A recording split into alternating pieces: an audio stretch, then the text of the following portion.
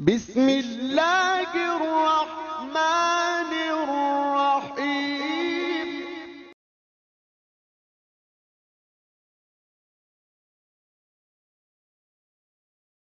آقا دو جہاں مدنی تاجدار عرب و عجم صلی اللہ علیہ وآلہ وبارک وسلم نے فرمایا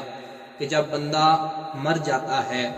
اس کے اہل و عیال، اس کے گھر والے، اس کے دوست احباب جب اس کو تنے تنہا قبر کے اندر مٹی کے نیچے دفنا کے اپنے اپنے گھروں کو واپس چلے جاتے ہیں، تو اس تنے تنہا قبرستان میں اس شخص کے پاس اللہ رب العالمین کی طرف سے فرشتے آتے ہیں اور آ کے اس سے سوال و جوابات کیے جاتے ہیں۔ اب اگر بندہ نیک ہے تو ان فرشتوں کے سوالوں کے صحیح طرح سے جواب دے دیتا ہے، یا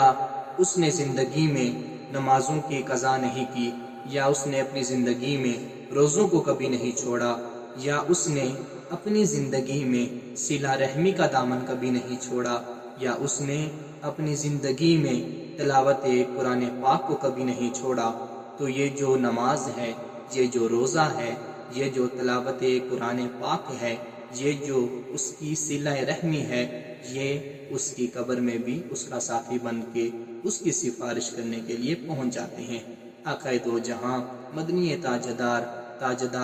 عطا صلی اللہ علیہ وسلم نے فرمایا کہ جب قبر میں جہنم کی آگ کا شعلہ اس بندے کے پاؤں کی طرف سے اس کی جانب آتا ہے، تو رستے میں ایک نور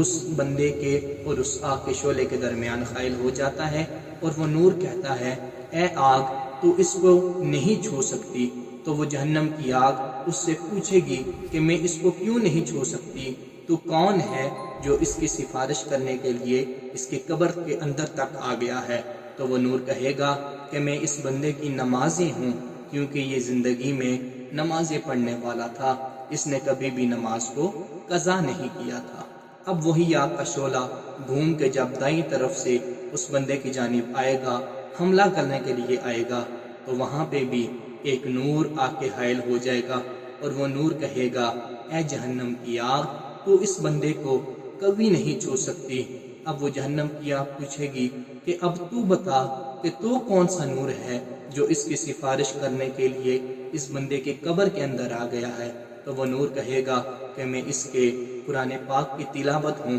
یہ بندہ تو وہ بندہ ہے جو دنیا میں اللہ رب العالمین کی لاریب کتاب قرآن مجید فرقان حمید کی تلاوت کیا کرتا تھا۔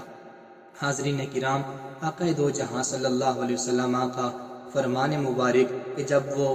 آگ کا شعلہ گھوم کے اس بندے کے بائیں جانب آئے گا، تو وہاں پہ بھی ایک نور حائل ہو جائے گا۔ اب وہ آگ کا شعلہ پوچھے گا، اے نور بتا کہ تو کون ہے،